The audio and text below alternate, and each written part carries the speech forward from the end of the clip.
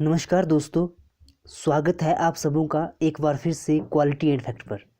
दोस्तों, आज हम डिस्कस करने वाले हैं एसपी हंटिंगटन की book the third wave democratization in the late 20th century.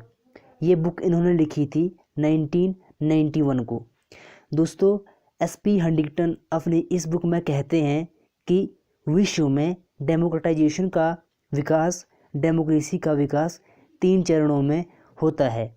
SP Huntington के अनुसार डेमोक्रेटाइजेशन एक प्रोसेस है जिसमें non democratic political system change होता है डेमोक्रेसी के अंतर्गत। एसपी हंटिंगटन कहते हैं कि नॉन डेमोक्रेटिक पॉलिटिकल सिस्टम वह सिस्टम है जिसमें तानाशाही, अधिनायकवाद, निरंकुशवाद, फासिस्टवाद, नाजीवाद, साम्यवाद होता है, जहाँ पर शक्तियों का सेंट्रलाइज्ड होता है, जहाँ पर शक्तियाँ सेंट्रलाइज्ड होती है।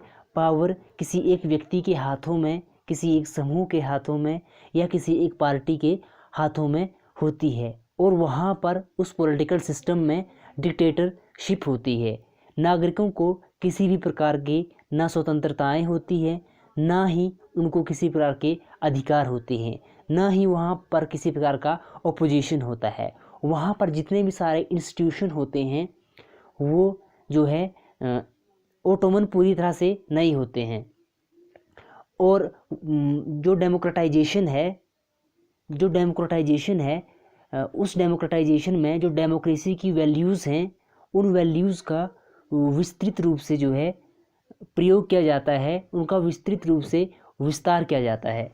एसपी हंटिंगटन के अनुसार जब इस नॉन डेमोक्रेटिक पॉलिटिकल सिस्टम में, जब इस डिक्टेटरशिप पॉलिटिकल सिस्टम में एक प्रोसेस के तहत, एक प्रक्रिया के तहत जब धीरे धीरे चेंज डेमोक्रेसी के रूप में आता है, तो इसे डेमोक्रेटाइजेशन कहा जाता है। एसपी हंटिंगटन के अनुसार विश्व में डेमोक्रेटाइजेशन की जो प्रक्रियाएं हैं वो 3 हैं। इन्होंने 3 वेव की बात की है, जिसमें वो फर्स्ट वेव की बात करते हैं, सेकंड वेव और थर्ड वेव की बात करते हैं। फर्स्ट वेव चलता है 1828 से लेकर 1926 तक। इसमें वो विभिन्न प्रकार के देशों को शामिल करते हैं, जैसे कि USA, France, Netherland, New Zealand, Canada, Britain और ऑस्ट्रेलिया। एसपी हंटिंगटन इस फर्स्ट वेव को लॉन्ग वेव भी कहते हैं, क्योंकि इन सभी देशों में डेमोक्रेटाइजेशन का विकास एक लंबी प्रक्रिया के तहत होता है। ऐसी बहुत सारी छोटी बड़ी घटनाएं यूरोप में घटती है, जिन घटनाओं के कारण इन सभी देशों में डेमोक्रेटाइजेशन का विकास होता है, जैसे कि 1215 ईस्वी का Magna Carta, Petition of Right 1628, Habeas Corpus Act 1679, Bill of Right 1689, Glorious Revolution 1688, USA का रेवोल्यूशन 1776, फ्रेंच रेवोल्यूशन 1789 और 1791 को यूएसए के कॉन्स्टिट्यूशन में 10 अमेंडमेंट होते हैं, जिसमें नागरिकों को बहुत सारे फंडामेंटल राइट प्राप्त होते हैं। ये सारी की सारी घटनाएं डेमोक्रेटाइजेशन के विकास में अपनी महत्वपूर्ण भूमिका निभाती है। एसपी हंटिंगटन कहते हैं कि इस फर्स्ट वेव में लंबी प्रक्रिया के तहत जो नॉन डेमोक्रेटिक पॉलिटिकल सिस्टम होता है, वहाँ पर धीरे धीरे एक प्रोसेस के तहत वह नॉन डेमोक्रेटिक पॉलिटिकल सिस्टम जो है डेमोक्रेसी में बदल जाता है। एसपी हंटिंगटन के अनुसार फर्स्ट वेव में एक रिवर्स वेव आती है, मतलब कि जिन भी कंट्रीज़ में डेमोक्रेसी स्थापित हो जाती है, वहाँ पर दोबारा से नॉन डेमोक्रेटिक पॉलिटिकल सिस्टम स्थापित हो जाता है।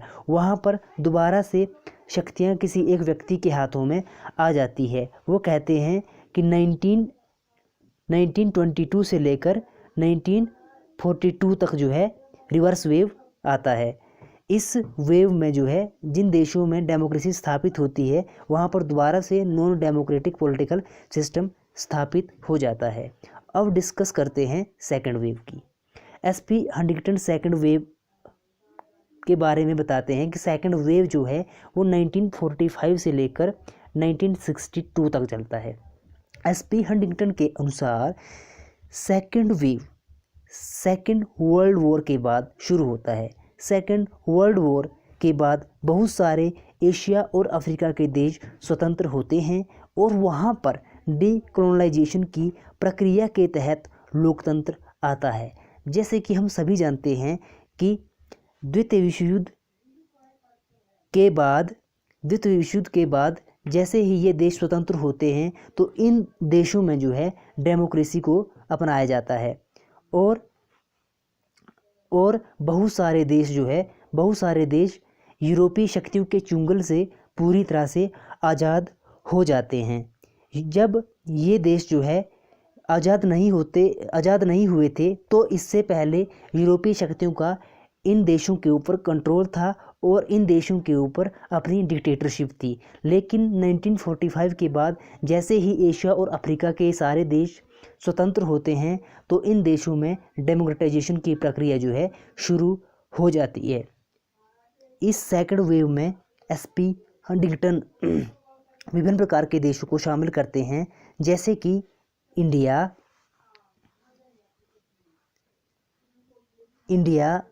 इजराइल, पश्चिमी जर्मनी, जापान और इटली, इन देशों को वो शामिल करते हैं।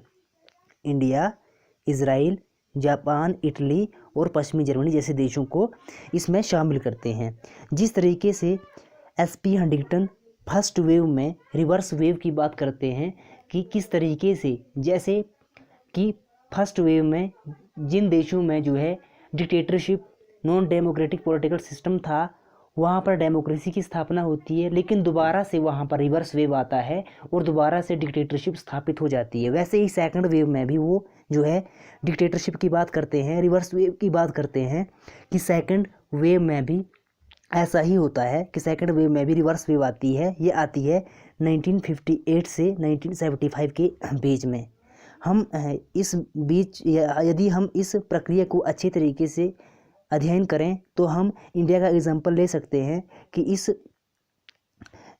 इस काल के बीच में इंडिया के अंदर 1971 से लेकर 1977 तक जो है प्राइम मिनिस्टर इंदिरा गांधी का शासन था।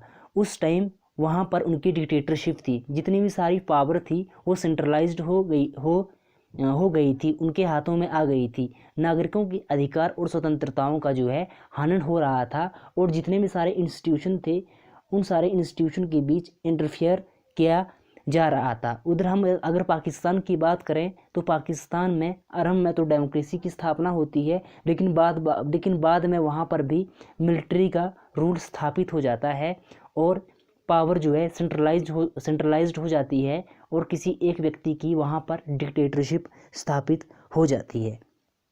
दोस्तों ये था सेकंड वेव। अब डिस्कस करते हैं हम थर्ड वेव को।